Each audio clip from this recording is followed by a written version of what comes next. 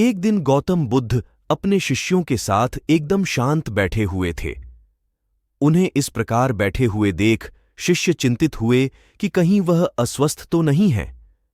एक शिष्य ने उनसे पूछा कि आज वह मौन क्यों बैठे हैं, क्या शिष्यों से कोई गलती हो गई है। इसी बीच एक अन्य शिष्य ने पूछा कि क्या वह अस्वस्थ हैं, पर बुद्ध मौन रहे।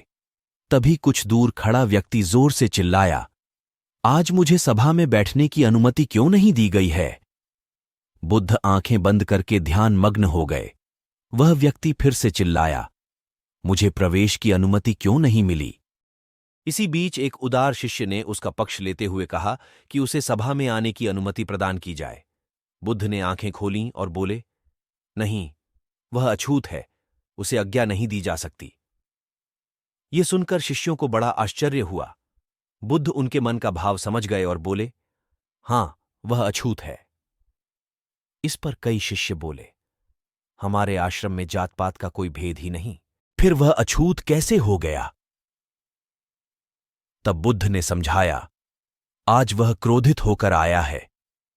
क्रोध से जीवन की एकाग्रता भंग होती है। क्रोधी व्यक्ति प्राय मानसिक हिंसा कर बैठता है, इसलिए जब तक वह क्रोध में रहता है तब तक अछूत होता है। इसलिए उसे कुछ समय एकांत में खड़े रहना चाहिए। क्रोधित शिष्य भी बुद्ध की बातें सुन रहा था। पश्चाताप की अग्नि में तपकर वह समझ चुका था कि अहिंसा ही मनुष्य का महान कर्तव्य व परम धर्म है। वह बुद्ध के चरणों में गिर पड़ा और कभी क्रोध न करने का प्रण लिया। आशय यह है कि क्रोध के कारण व्यक्ति अनर्थ कर बैठता है और पश्चाताप उसे बाद में होता है, जिसका कोई लाभ नहीं मिलता। इसीलिए हमें क्रोध नहीं करना चाहिए। असल मायने में क्रोधित व्यक्ति अछूत हो जाता है और उसे अकेला छोड़ देना चाहिए। क्रोध करने से तन, मन और धन तीनों की हानि होती है। क्रोध से ज्यादा हानिकारक कोई और वस्तु नहीं है।